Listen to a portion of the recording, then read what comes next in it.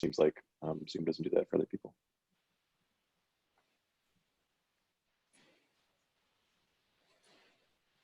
There we go.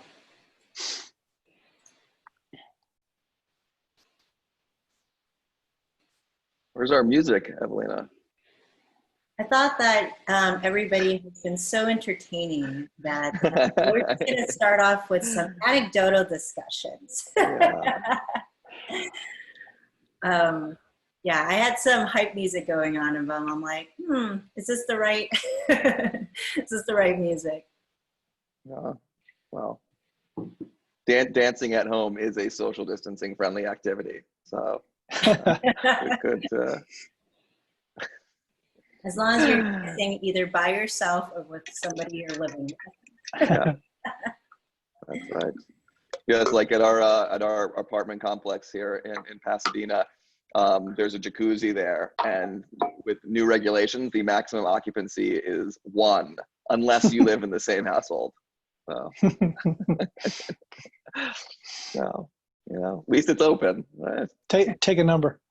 Yeah, can you sign up for it?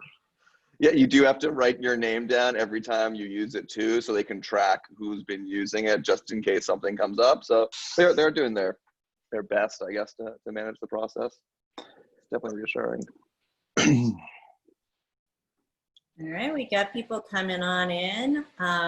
Say hi in the chat box if you have a chance. Let us know where you're zooming in from. How many bad puns have I used about Zoom and since this time period? We're only a minute in, too. Oh, you should wait. It's going to be exciting. Great. I know we just hit the top of the hour, and we're going to give everybody just a few more minutes before we get started.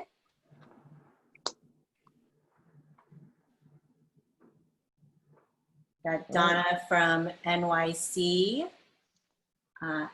Emily up from Eureka, Jessica from Valencia, foggy in Northern California. I just took a backpacking trip over 4th of July, and we were up in pretty high altitude, so it was probably like 75, 80 degrees. And when we came back down, I was not ready for the 90-degree weather that met me at the bottom of the mountain. It was a hot 4th of July weekend. I went hiking as well just before up here in Los Angeles. And honestly, the higher you get, it cools down quite substantially. And you're sweating up at the top there, and you're kind of in the shade, and it's freezing in a way. And then you get to the bottom, and it's like, oh my God, back in the oven, I forgot. Steve, you have good hiking weather right now, right? Yeah, it's gorgeous right now. It's the past few days have been like 75 and sunny. Been really nice Portland summer. Great. Great. All right. Well, we've hit 11:01. We're gonna get started today with our discussion, with our webinar. So today I'm very excited for a special edition of our webinar. As many of you have jumped on, you'll see that we have not only me today, but an assortment of other people who have leaders in the tourism industry who have joined us for our webinar today. I'm Evelina Giang, Director of Analytics and Data Solutions at UberMedia. Thank you for joining us in this week's webinar. This series is one piece of our effort to assist researchers and the global community in understanding the impact of COVID-19. Please note that this webinar is being recorded, and a recording of it will be available at our website, ubermedia.com. As always, questions are welcome throughout the webinar. Be sure to put them through in the Q&A button, on the Zoom taskbar. We are having a moderated discussion today, so We will have a Q&A session at the end of the Q&A. Now with our webinars, we always start off with understanding who's in the audience. So I'm gonna launch our first poll here before we do our introductions. So I think for those of you who have been on our webinar before, this is a very familiar question. Which category best describes the industry you're primarily working in? And those hospitality, travel, and tourism numbers are popping up. Looks like we're getting a majority there. I'm going to give us just one more second for everybody to put in their answers for the poll. What industry do you work in?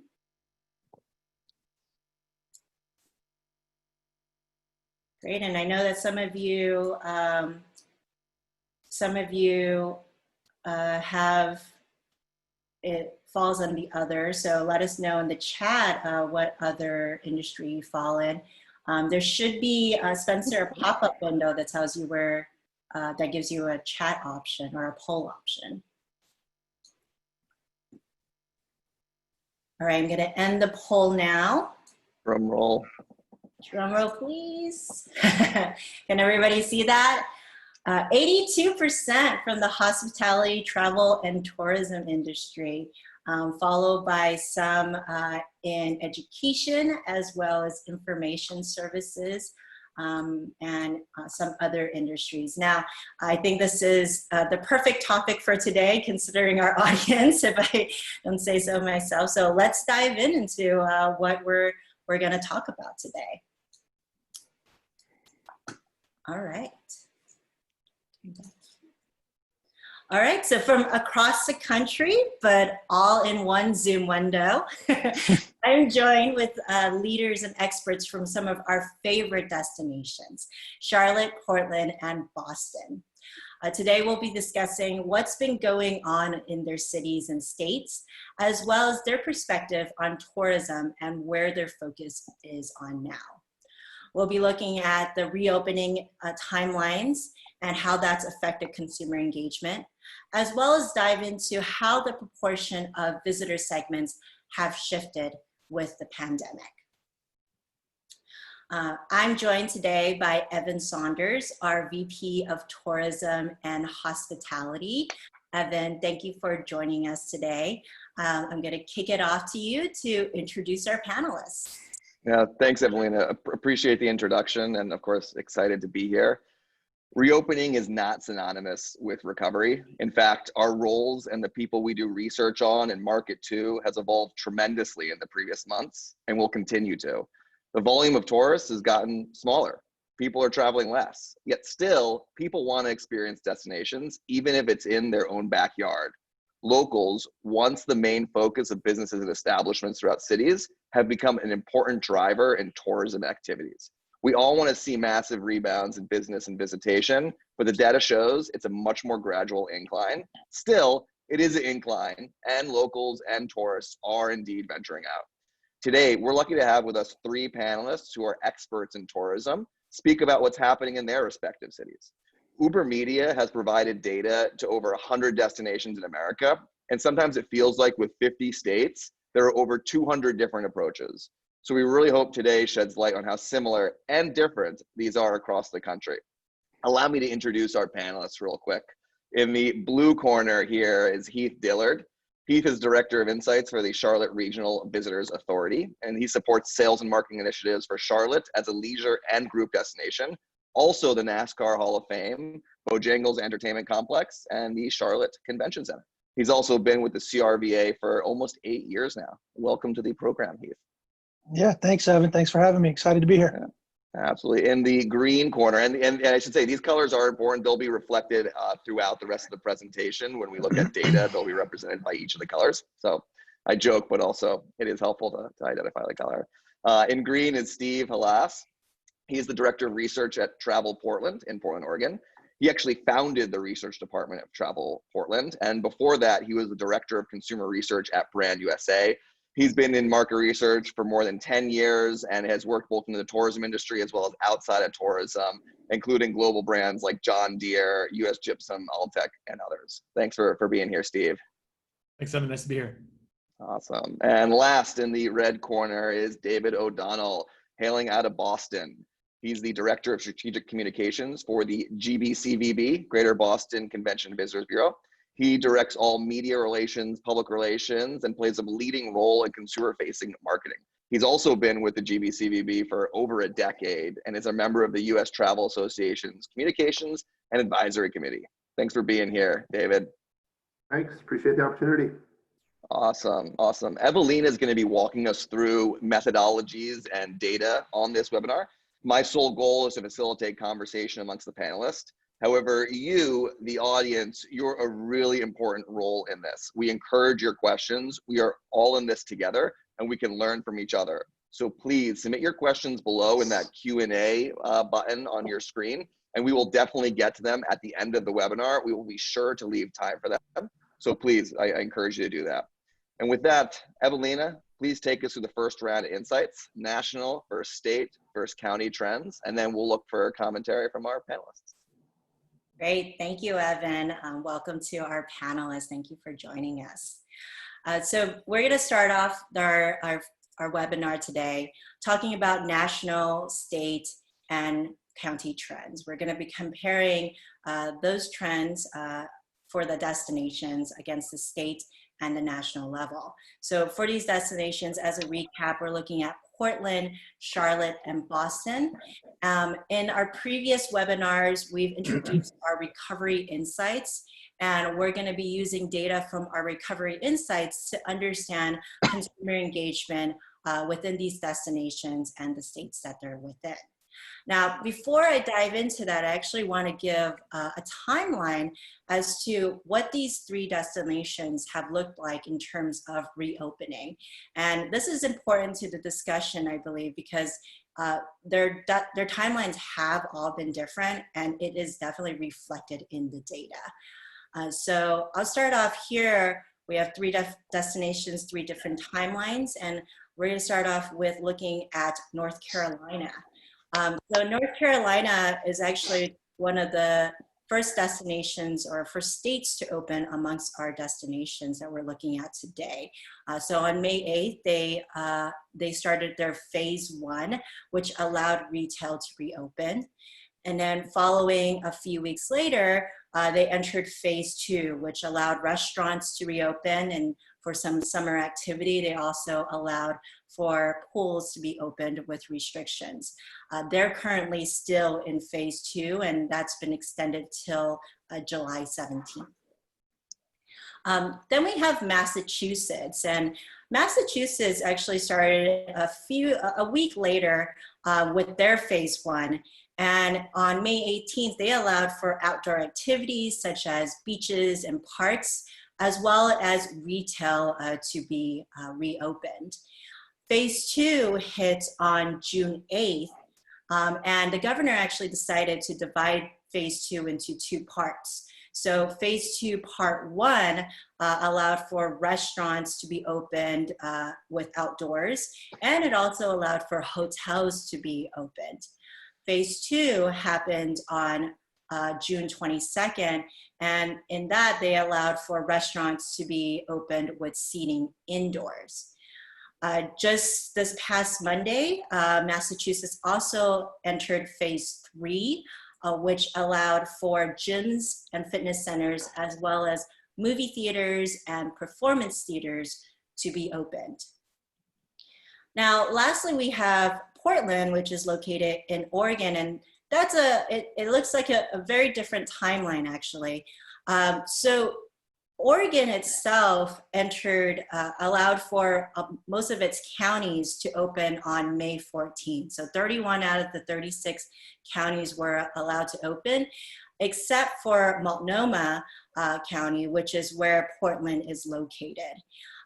Phase 2 continued for those counties that were allowed to open on June 5th. Again, Multnomah was not allowed to open yet, so Portland was not allowed to open also. But it wasn't until June 19th that Portland entered phase 1.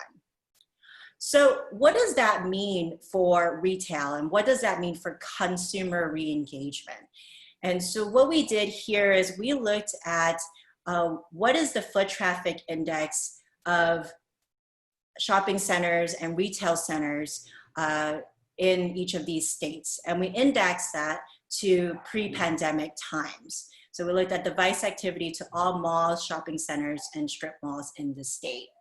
And what we found with looking at North Carolina first is that the state is already above the national trend in terms of recovery. They are in what it looks like as pre-pandemic time, but they're trending above the national level.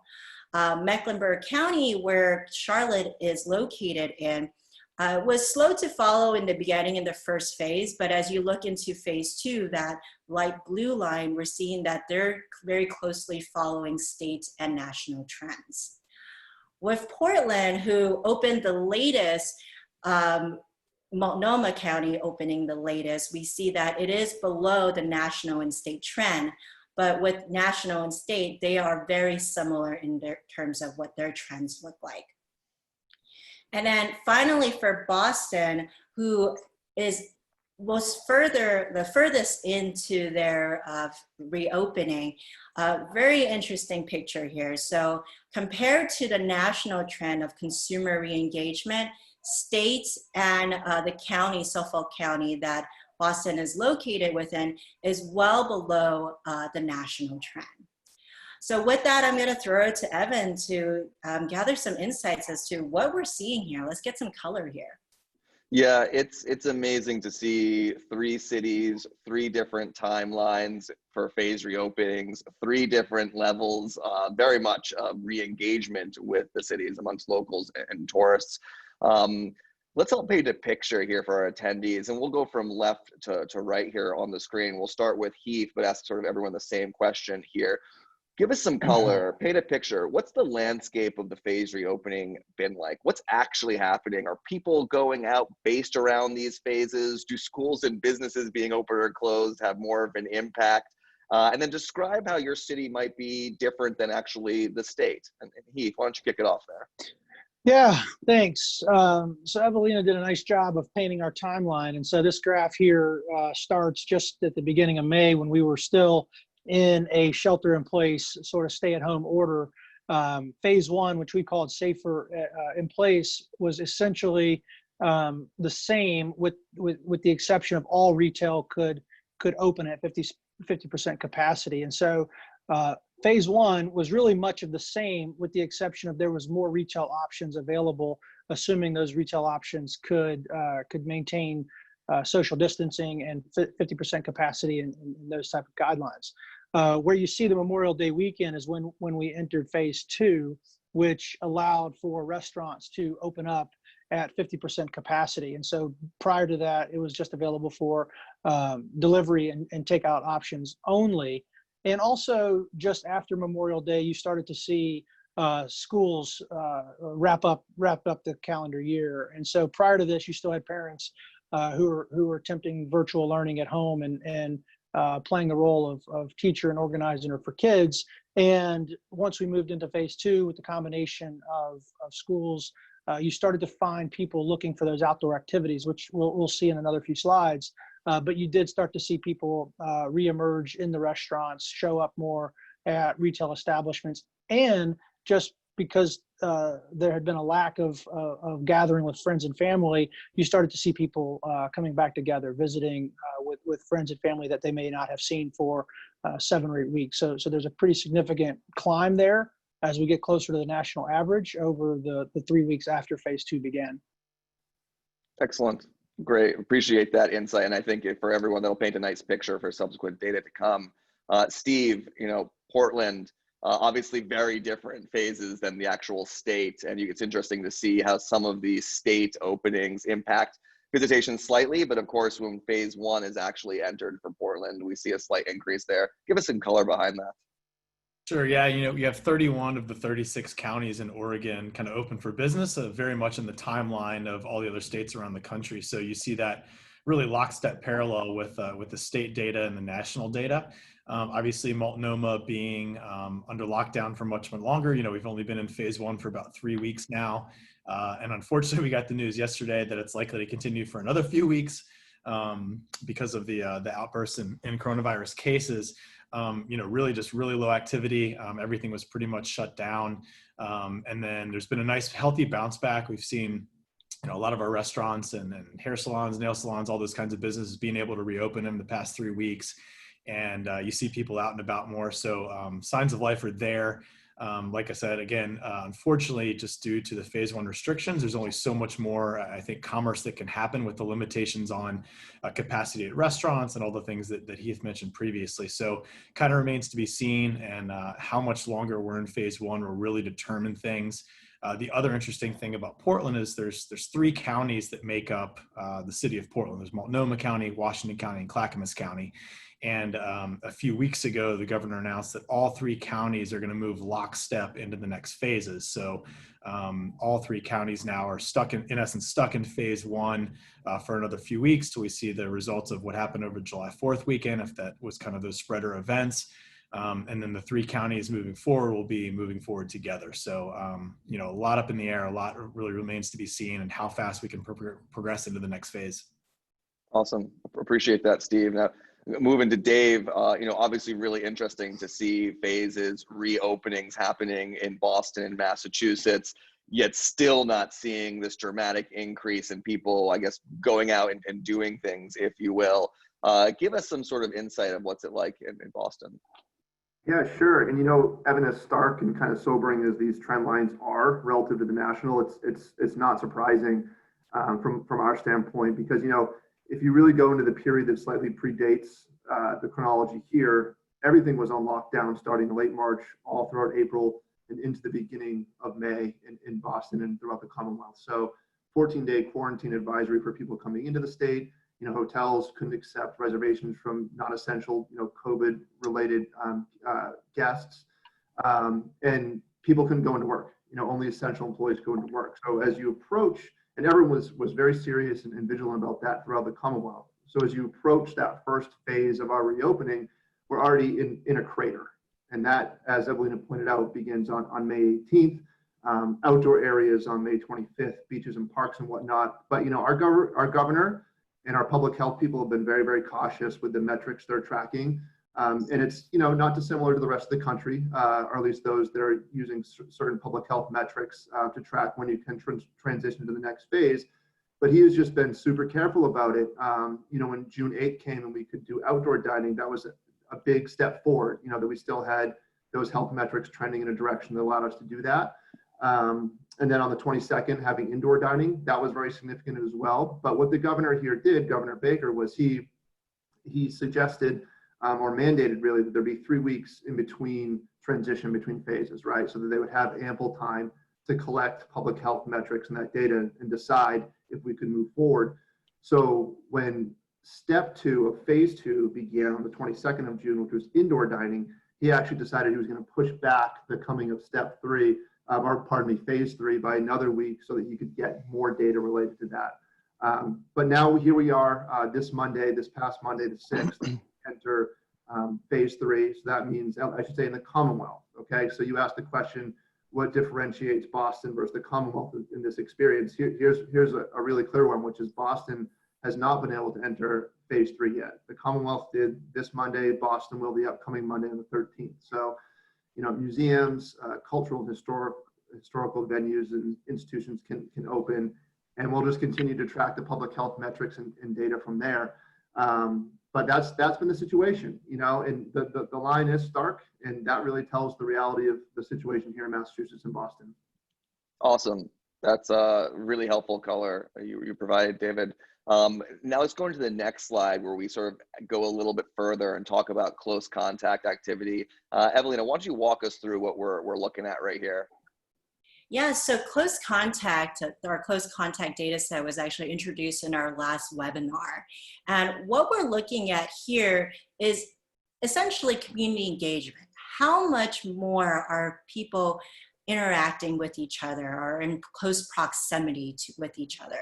And how we're measuring that is we're looking at devices and devices that are within 5 minutes and 16 feet of each other. We consider that a close contact. So we're measuring close contact in Portland, Boston, and Charlotte in this graph. And what we're measuring is how has close contact differed compared to pre-pandemic times? So compared to January 1st to February 15th, how has close contact changed? And so in this graph, we're looking at the time period of May to June 30th. And what we have is in those dotted blue lines is the timelines that we had gone through. And then on the graph here is how close contact has changed throughout the last 2 months. So in blue is Charlotte, in red is Boston, and in green is Portland. Yeah, it's super interesting to relate this type of data back to the previous slide of people going and doing things.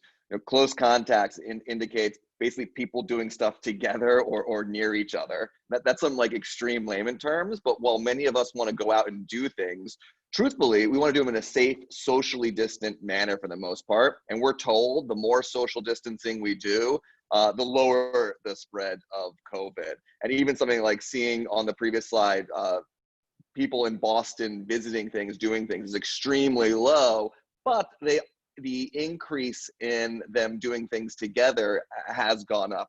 You can see from this, not dramatically, but it actually has gone up. So we're going to start with Steve and then go down on this to talk about social gatherings, visiting family, weekend activities, warm, gorgeous weather, more businesses opening up. What's driving the increase or decrease in social gatherings and close contact activity? And how has that messaging been approached in your destination? So for example, here in Los Angeles, we opened restaurants for indoor dining, beaches were open, restaurants were then closed for indoor dining for a few weeks. Beaches were at least closed last weekend. Miami, we saw beaches closed and opening as well. Miami, I think they closed gyms on Monday and I think they opened them on Tuesday. So there's been a lot of managing too of this social distancing. Talk about what's been happening in Portland, especially as what we saw in the news recently. Sure. You know, I think this chart tells an interesting story. Portlanders are very active politically and, you know, very large protests here in Portland. I think we're on 40 something days in a row. They're still going on every night in the city. And you see that big spike, you know, after that first weekend of protests. I think that shows a lot of people out and about in the downtown area. And then it does drop off quite a bit. And then we haven't really seen the bounce back to the degree that Charlotte and Boston have. I think part of that is lovely weather here in Portland. People love getting outside to the coast. They love hiking. They love doing all the activities. You know, it's why a lot of people live in Portland. And I think it's reflected in this chart that, you know, we're not, you know, our downtown is open, but not all the businesses are open. Only about 50% of our attractions are currently open, and people are really going outside the city for their leisure time and taking advantage of the outdoors. And I think this chart shows a lot of that. Yeah, and we'll, great you reference that. We'll talk about that a little bit more in granularity later on in the presentation. But Dave, you know, it's so interesting to see that from the previous slide, people in Boston just aren't in theory doing stuff. And again, we'll dig into that further, but they are still getting together perhaps. What's been that messaging like and sort of on the ground in Boston? Yeah, I mean, I think this is probably predominantly family and friends doing outdoor recreational activities together. And that certainly will influence how we tailor marketing campaigns going forward. I think, you know, you start to see a bit of an upward trend even before phase one of our reopening. And I think that reflects the fact that throughout the month of May, even early on, we saw very positive public health metrics in terms of what was happening with the virus transmission rates and positive test rates in the state. They were all plummeting. So we know it's going to be family and friends. We know it'll be outdoor recreation. I'm not surprised to see that slope ticks up a little bit once we do formally get into phase one, which is May 18th, and then furthermore, May 25th. And just one point of clarity, phase one began May 18th, but for the first week, it was just, you know, manufacturing, developers, construction, stuff like that. It really begins in earnest on the 25th. That's when outdoor parks and beaches and whatnot were able to reopen here in the Commonwealth. So I think that's why you see a little bit of that spike starting on May 25th, because you know, this same audience, family and friends reunions, were able to do more outdoors starting on the 25th.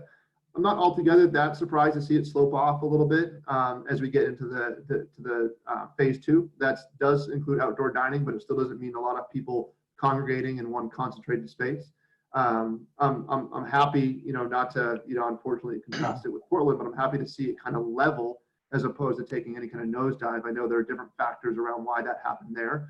And then you see it start to steadily climb again. So it's in line with what we've been thinking in terms of the type of person that we're trying to market to. It's certainly not a visitor per se. You know, it's people that are within our region, within our state, intrastate, eventually interstate with other New England locales. But I agree that it's friends and family getting out there trying to get past what April was as a reality throughout the Commonwealth. Thanks for that. And, you know, it is, you know, social distancing is such a message we hear all the time. And it's always reassuring that we don't see hockey sticks growth in social distancing, or the lack of social distancing, I should say, on this. Heath, you're in Charlotte. You sort of started out with the most social distancing on this graph. You know, people really sheltered in place, if you will. It's not like it's grown tremendously, but it seems like there's more activity, or at least people together doing things. Walk us through a little bit of that. Yeah, yeah. Early on, the shelter in place was really adopted locally, and in fact, it was doing so well that we continued to hear from health officials that our peak was constantly being pushed back because the number of infections were much lower than originally anticipated. And so what we really see after Memorial Day is people starting to gather again, right? We've got some evidence of friends and family gathering. Phase 2 began where you could start to do some in-room dining at restaurants at 50% capacity. But some of the research that we've seen suggests that health and safety continues to be at the forefront of people's mind as they're doing leisure activities. And they're easing their way into that. And so what's interesting is after they have an experience, their comfort level in doing that experience again goes up quite significantly. They're wanting to see how a particular business is handling things from a cleanliness and a distancing space. And once they're comforted by that, they're more likely to do it again. And so I think there's a cumulative effect of that happening. And us, like Portland, you know, we did have multiple weeks in a row of protests. And so some of the attendance or volume of people at those have waned over time. But that peaked at several thousand people demonstrating there in the early phases of that. We had anticipated that phase 2 would end on June 26th, and that we would begin to move into phase 3. So in phase 2, we still don't have gyms or theaters or bowling alleys or bars and nightclubs, or you know, essentially you have retail and restaurants are essentially the only thing open, and they're open at 50% capacity. So a lot of the gathering is taking place privately in people's homes, visiting those friends and relatives, or as we'll see in a bit, people are really taking to the outdoors. Sure, that's great. And you touched on a few things there that are really interesting. And I totally agree about the comfort level there. The first time you do something, going out eating at a restaurant, and I'm very curious how many of you have, who are in our audience, 100 participants, have been to a restaurant. But the first time you do it, it can be like a daunting type thing. But then you realize if the establishment's handling it well, it's actually a quite reassuring experience. So I appreciate your guys' feedback there, and again, encourage questions from the audience, which we'll touch on at the end of this presentation. But now we're going to jump into the actual evolving tourism landscape. Awesome.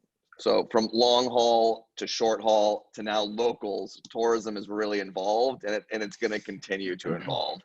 In this section, we're going to actually take a little bit of a deeper dive to look at tourism from your traditional tourists to as well as local tourism, a really important topic nowadays.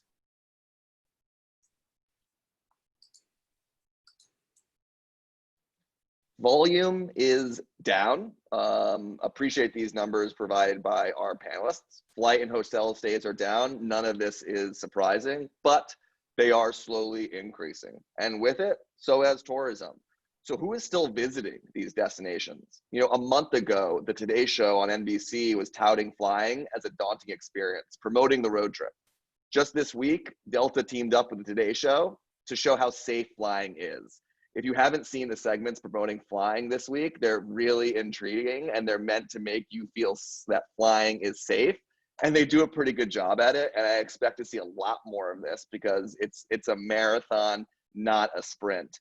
So these numbers are going to be interesting to monitor, of course, over the coming months, but equally important will be who is actually coming and doing things. So in the next slides, we're going to talk about out-of-state tourism before then jumping into locals. Evelina, take it away.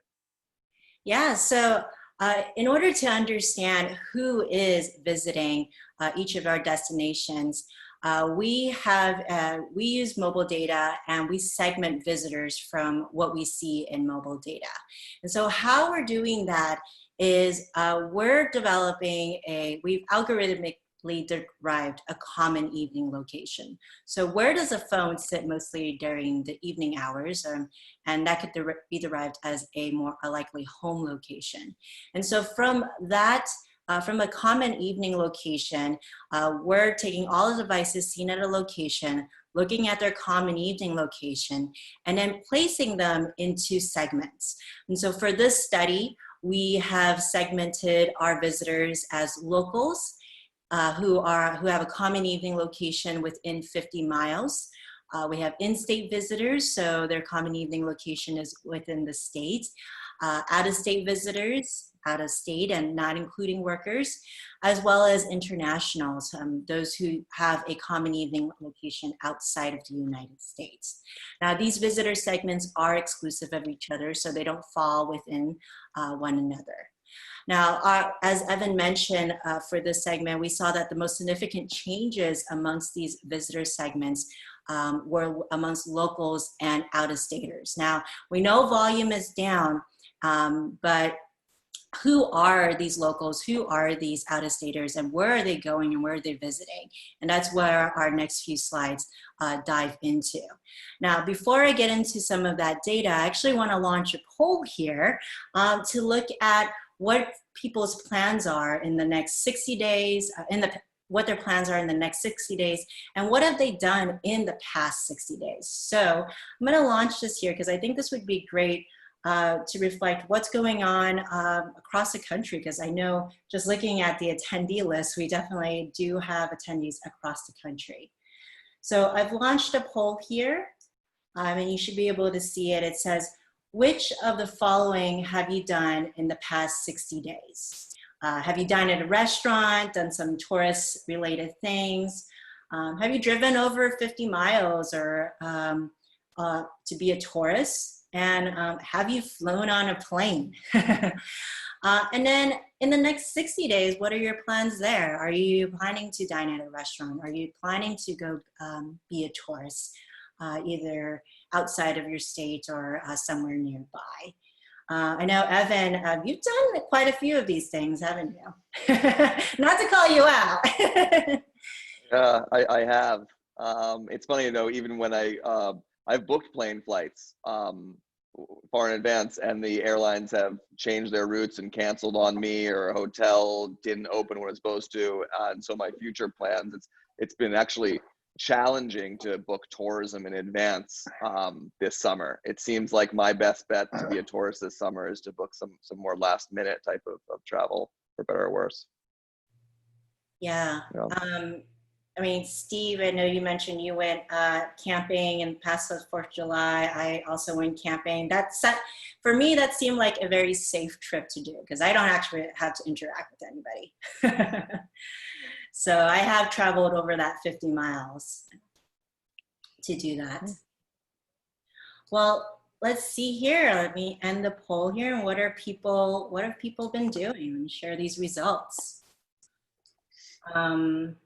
So Evan, it looks like, which of the following have you done in the past 60 days? 61% of our audience have dined at a restaurant.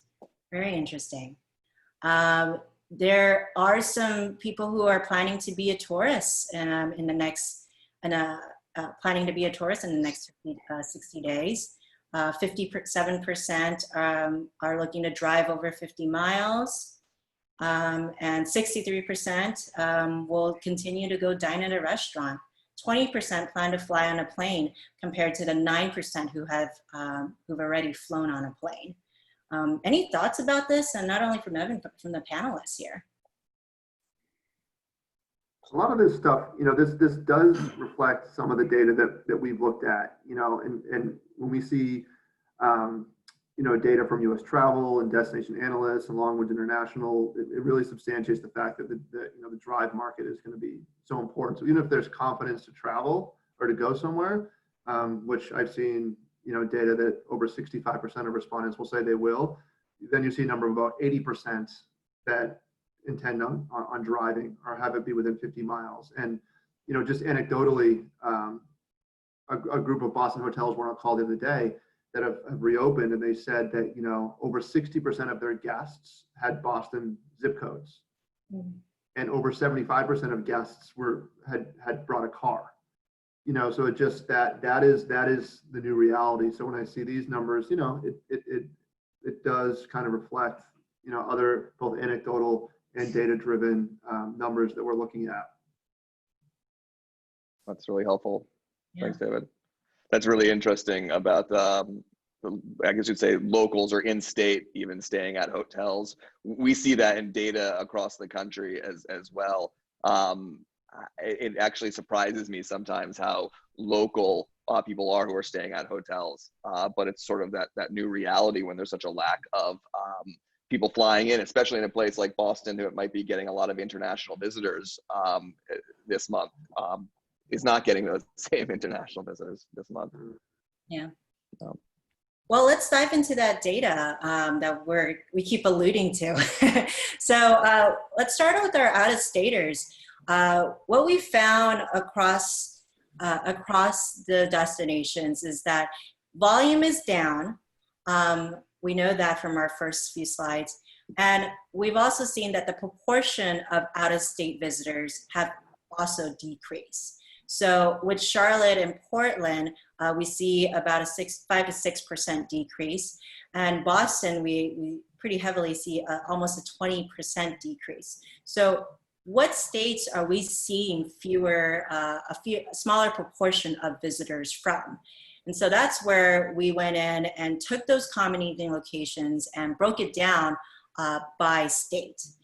So we have here the rankings of the states for 2019 and for 2020, and how those proportions have changed during that time. Yeah, it's super interesting. Look at this. I mean, we all know the pie itself has shrunk dramatically, but sort of what states are making up that pie. And it's interesting to see these numbers, but I think a more interesting question, we'll go quickly from left to right here, because we want to make sure we get through the rest of the content of this. Dave, Steve, is out-of-state tourism a focus right now? Especially from drive markets, these people might be staying with family. David brought up a point that they might even be staying in hotels there. And what's impacting, you think, this out-of-state visitation the most? Let's start with Heath over in Charlotte. Yeah, we're not necessarily actively messaging for out-of-state visitors yet. We still see the research suggests that health and safety is too big of a concern right now that it would be overwhelming to have the message out there to come travel to Charlotte when frankly many of our attractions wouldn't be open to visitors anyway. And so what we're typically seeing is primarily VFR, and with the exception of Ohio, the states that you're seeing under Charlotte are many of the states that we see VFR travel from anyhow. And there's not a lot of change, frankly, year over year in regards to the proportion of those states in their visitation to Charlotte. Yeah, thank you for that background. And Steve, obviously 21% from Washington State is surprising, at least to me, who doesn't focus so much on visitation from that area. Walk us through why we might be seeing that. Sure. I mean, Portland is on the northern border of the state, and the next state up is Washington, obviously. So it's right there just across the river. So a lot of friends and family, just in outer suburbs of Portland, they're technically in Washington. Also, Seattle and Portland, very much sister cities. People are, born in Portland, moved to Seattle, and vice versa. So a lot of visiting friends, family, relatives from the Seattle area, and it's a huge market for us anyway. I was pretty surprised to see it jump as much as it did, but not surprised that it's still our number one, state market, and that we've seen an increase there. And then not too shocking either to see drops from all of our fly-to markets, Texas, Arizona, Florida, and California, especially with all the cuts to flight capacity as well. So really a higher jump than I would have expected, but very much on trend with what I would have seen. Yeah, and that visiting friends and family obviously is a major driver of a lot of visitation this summer. And Dave, over in Boston, you're seeing increases again from neighboring states there, and that could be for vacation purposes, or that could be again for visiting friends and family. But are you engaging people from out of state, or is this just how visitation has fallen out?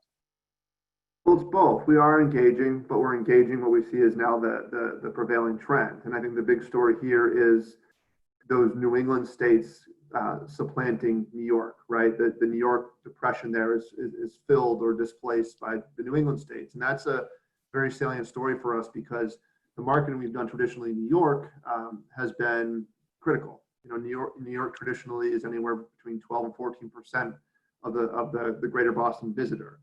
And, I know this is between May 18th and June 24th, but again, I think if you look at the period before that, when we established a quarantine and whatnot, it was very much out of concern from New York visitors earlier in the spring, and making sure that where that hotspot was not coming into Massachusetts. And I think you still see a recovery from that, a reverberation of that New York, we hope will recover at some point. But right now, it's really about intrastate, within Massachusetts and our New England neighbors, because we know that they will come. We know that there's important ways for us to market to them, and we know that they're comfortable coming. So, a whole other question, which I don't know if we'll get to later on, is Maine, but that relates more to Massachusetts citizens trying to go into Maine. But for this, both northern and southern New England is going to be a critical market for the Commonwealth and for Greater Boston throughout Q3 and Q4. Yeah, no, that's very helpful. And honestly, without further research, it's hard to know, but a lot of these people might have been vacationing elsewhere, hopping on a plane, either going to Europe, going into Canada, and not going into Massachusetts. So could be a great reason for these sort of bordering states to go explore their backyard. Very cool. Appreciate that. Portland and Boston, Florida retains its spot at number 5. That seems awfully resilient, given the situation. Yeah, it's true. It's true. Awesome, guys. So where are locals going? And I think this has been, we don't have a lot of time left in this webinar, and so we want to, I think, spend the bulk of it here talking about locals. U.S. Travel had a great webinar just this morning featuring data on both U.S. parks visitation as well as tourism in Virginia. Locals are traveling, period, which is great. They're going out and doing things in their own backyard, or even driving, 3 or 4 hours to go visit something locally that they might not have before. So in this section, Evelina's going to speak on some high-level changes in local tourism, but then we're going to actually hand it over to our panelists to look at their regions and go over a deep dive into that local visitation throughout the area. Yeah, so as Evan mentioned, locals are traveling. So as we look at that pie and how that proportion of that pie has changed, with fewer out-of-state and international visitors coming into these destinations, we're seeing the proportion of the local visitor increase. So with, again, Charlotte and Portland seeing very similar numbers here in terms of the proportion of locals. And then we also have Boston here at 21% increase in terms of the locals that they're seeing. So where are these locals going? So what we looked at here in order to identify that is we use mobile data to understand the movement of locals. And we looked at basically all those devices that we identified as with having a common evening location within 50 miles of the destination. We looked at the history of where they've gone in terms of other counties in the surrounding areas. So Evan, where did they go? Yeah, we'll talk about that in these slides. I think first and foremost, we know where they didn't go, and that's very evident on this chart we're looking at right here, which is specifically the downtown areas of these three cities that we geo-fenced, and we looked at visitation trends to them. And again, keep in mind, February into March is not the most beautiful weather in a lot of these destinations. In fact, I believe there was still some snow on the ground in Boston alone. So to see that visitation isn't even close to what it was during winter times is a telling story, again, to the downtown area. Obviously, a lot of offices are closed, or their employees aren't coming back right now. So seeing what locals are doing, it's really telling what they're not doing, but it's more important to talk about what they are doing. So we're gonna go and spend the next 3 slides to talk about the 3 different destinations to understand where locals are going. We're gonna start with David, but just so everyone understands what they're looking at, Evelina, do you mind just providing what a frame of reference of what the different shades of color here mean? Yeah, so what we're looking at here, and you'll see this consistent with the other 3 destinations and the colors associated with them, is that the darker color, so the darker red here, is where we're seeing the most visitors in those areas. And since we are looking at 50 miles outside of the destination, it's not too surprising to see that that is the deepest shade of color. And then as we go down the spectrum of color, the lighter colors is where we're seeing fewer visitors, but we are seeing visitors to those areas. And this is broken down by county. And what we've done here is highlighted some of those areas that are tourist destinations. Awesome. And so David, as you go through this, and the same thing with Steve and Heath, call out what some of these places might have. A lot of people in this webinar might not know what Cape Ann is, but what to experience there and other places, and we'll see how consistent or different it is with the other destinations. Right. Well, there's some beautiful outdoor assets available throughout all of New England, including Greater Boston. And I think we see that reflected in this map right here. And I think this movement of people in many ways is reciprocal, right? So we see where Greater Bostonians are going, but also it's important to understand that these regions are coming into our market as well. So up along what we call the North Shore, there's this quaint little beautiful cape with a lot of fishermen and towns and artistic communities called Cape Ann, just north of Salem. That's where like Essex and Gloucester, Manchester by the sea are. So that doesn't surprise me to see that as a very popular area. Cape Cod, more well known, of course, but that, the Cape is its own story. Of course, it relies on visitation from Boston and Greater Boston, but also from, southern states, New York and even further south. So how they're going to manage will be interesting. And then throughout New England, up into the White Mountains and Lakes regions of New Hampshire, that's a very popular destination. Southern Maine, of course, and a lot of people in Massachusetts own areas, summer homes or camps in both New Hampshire and in the southern Maine coast. And Rhode Island is very close. So if you're going down to Newport or Tiverton or Narragansett Bay, it's a gorgeous area. And again, it's something where it's always very important for us to be aware of that regional movement of people, but even more so now. And I just make a final point is that, while this has fundamentally changed the way we market to what audience, it's also an opportunity to look again in our backyard and create new itineraries, new experiences, and as a DMO, to really take thought leadership as to how we curate those experiences and how we talk anew about our brand to these people that are right in our backyard and sometimes even right in our state.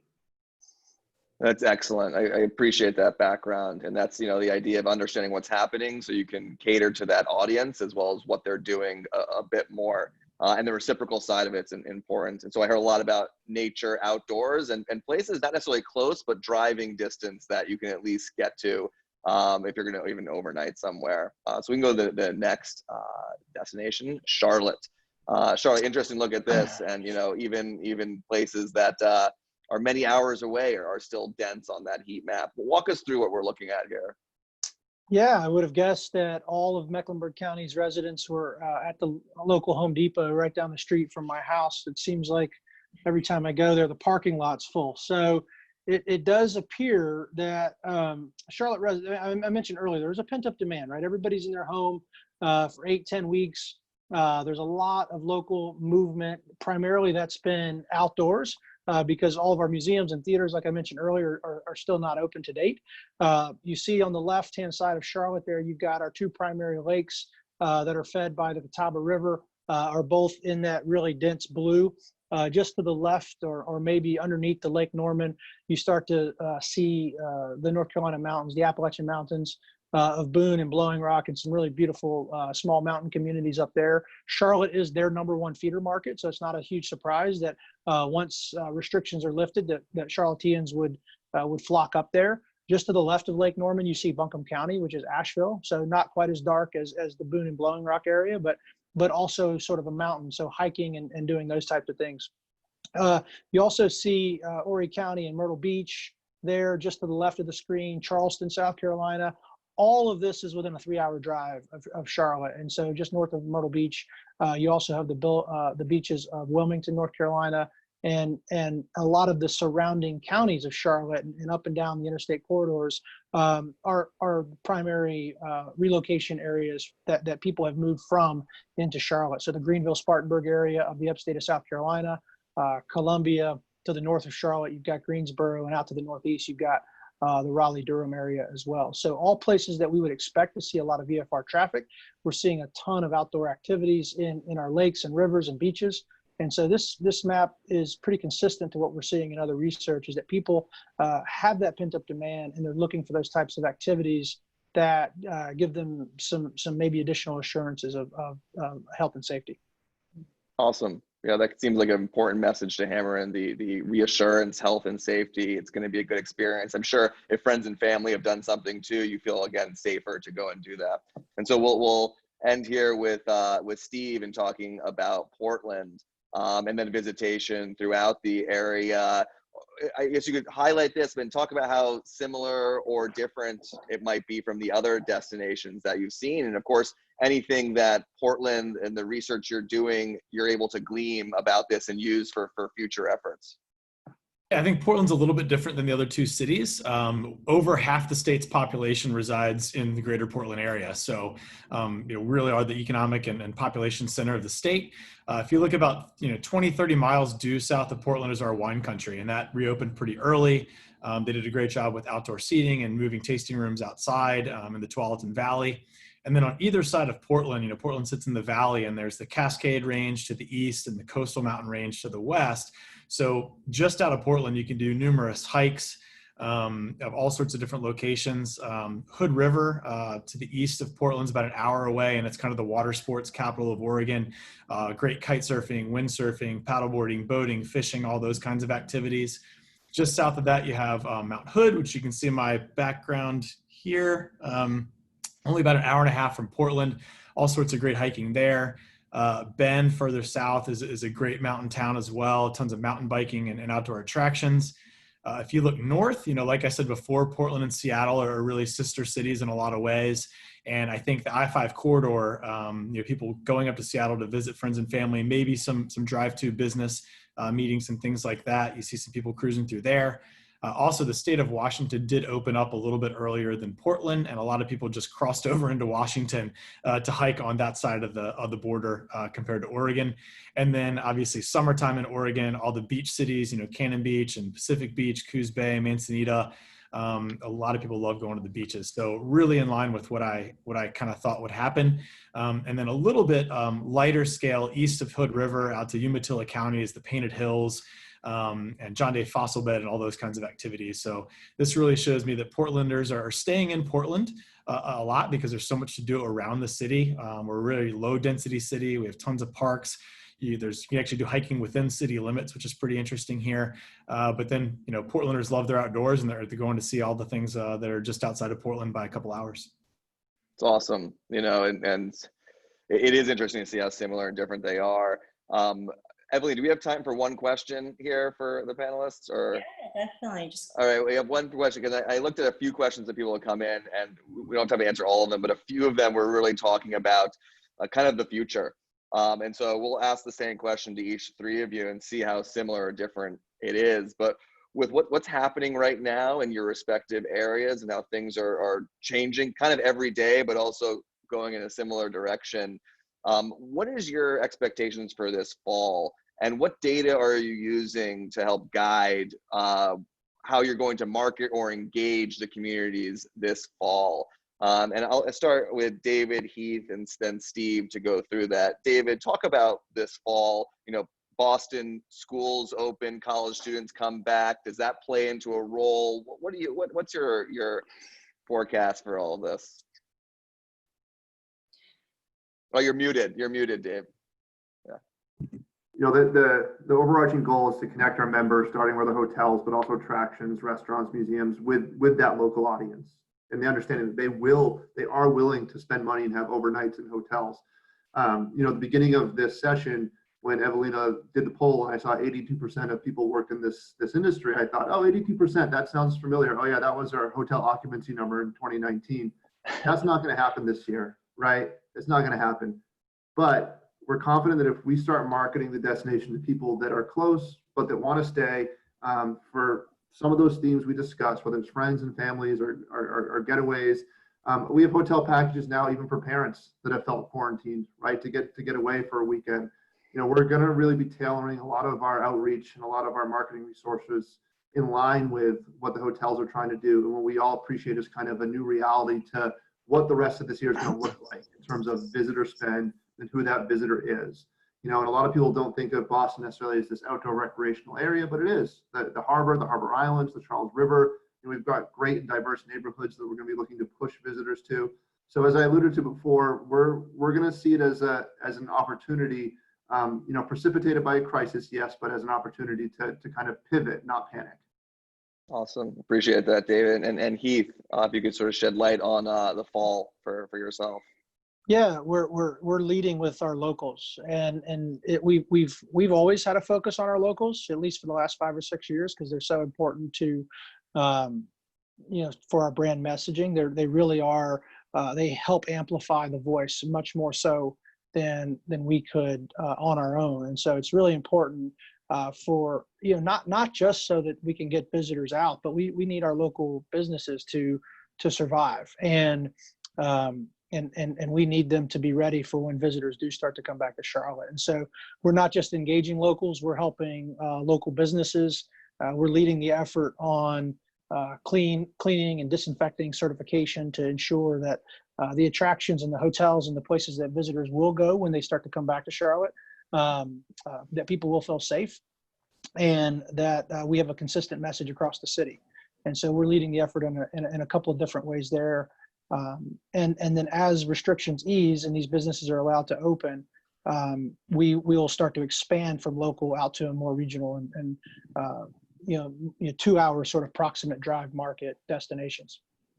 Awesome. That's great. And then last but not least, Steve, similar, different, how are you guys looking at fall? It's hard to obviously predict, but pretty similar to Boston and Charlotte. We're kind of sitting on our dry powder for our big marketing campaign, and really going local and in-state at this point, because that's where people are comfortable traveling right now. We're trying to be a facilitator, like he said, with our local businesses, helping them out as much as we can, encouraging them to think creatively, offering a discount to, folks with an in-state ID, or partnering with other attractions and hotel for a staycation package, or, multiple attractions, offering kind of a ticket that gets you into multiple different businesses. So trying to just facilitate and kind of be a cheerleader for all those different businesses. And like he said, that really is what makes our city us. Portland, I think more than any city I've been to recently, really doesn't have chains. It's all locally owned and operated. There's fantastic food and dining here, lots of craft makers and interesting shops and retailers. And we're really trying to just facilitate and support them as much as we can, and kind of see how things go. And then hopefully kind of grow in concentric circles out from the city of Portland to court more and more visitors as time goes on. Awesome. Also, I appreciate your responses, and we've just reached the top of the hour, so we're going to end the panelist portion of this. But Steve, Heath, David, thank you so much for joining. Thank you so much for your insights, and hopefully in the fall we can actually regroup and at least touch on how things have changed in each of these destinations, and add some commentary, because as we all know, things are changing every day, and with it, visitation trends change. So, I appreciate you guys' insights a lot. And no problem. Yeah, thanks for having us. Thank you very much. Thank you, guys. And so as we wrap up here, if you have any questions, comments, if you want to dive into this data and learn more about your own destination, please contact your UberMedia representative, or you can also reach out to us at contact@ubermedia.com. We have our COVID-19 Recovery Insights products, as well as many other assortment of tourism products that can allow you to do the same analysis that we had done here today. Thank you again for joining us in this week in social distancing. I'll see you next time. Thanks, everyone.